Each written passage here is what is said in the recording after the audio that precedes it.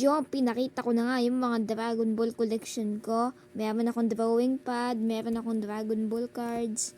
Yan, bibili pa ako nito eh. Siguro magiging 588 pieces na.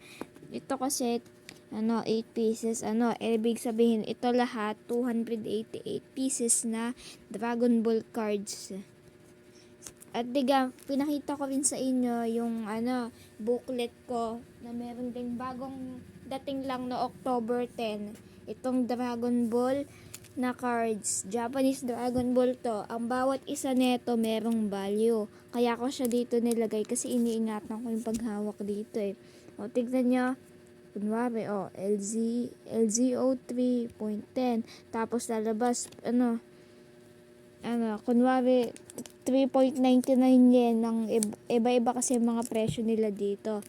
O kunwari, tingnan natin tong itong Piccolo na to. Yan. Ito yung masamang Piccolo na unang nakalaban ni Goku sa Dragon Ball. So, tara, tingnan natin. So, ito na isi-search natin tong Piccolo na to. So, yan. Mag-o-open na. I-play natin. Tapos, i-search natin yung code niya.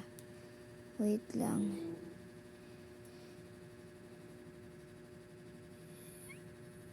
LZ ano ang code? LZO3 tapos lagay natin dito yung parang kanyang yan LZO3 tapos 2 titingnan nga natin kung merong lalabas. Tingnan natin parang may titingnan ko nga. Uy, ito lumabas ito yung ating Piccolo na card. Yan LZO2 at dito sa side na ito lumabas wait lang nga natin yun wala balik natin. Ito yung niya, ang presyo niya ay nasa magkano 1.99 tapos yung iba tapos yung isa rin 1.80 ibig sabihin kaya 1.80 yan to itong card na to tsaka 1.99 yan ewan ko kung alin sa dalawa pero magaganda rin yung kanyang presyo diba sabi ko sa inyo mahal tong cards na to pero ito talaga yung pinakamahal na nakuha kong card. Ito hindi ko pa to nakapakita sa inyo kanina.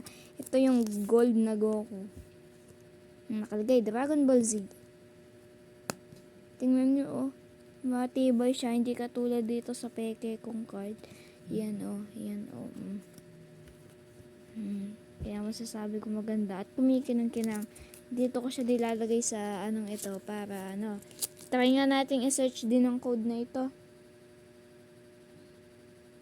Wait lang, isa-search uli natin tong code na to. So wait lang guys, isa-search ko lang. So guys, sinerch ko to siguro 100 plus. Pag pinal sa peso 100 plus ito na isa. Kaya magandang cards tingnan nyo naman kumikinang-kinang. Tapos ito rin lang. Tingnan natin tong isang card na Goku na to. Tingnan nyo, kumikinang-kinang din to yan hindi lang kita at dahil nasisinaga ng araw. So mahaba-haba na rin tong video guys. So bye-bye! Huwag mong kalimutan mag-subscribe at i-click ang notification bell para updated kayo sa mga videos ko. Wait lang. Pero tatanungin ko kayo, meron din ba kayong collection ng Dragon Ball? Mag-comment kayo sa comment section.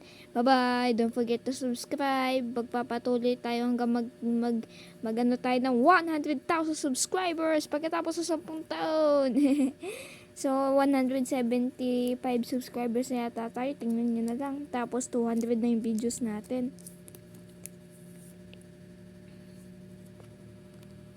Ang ganda!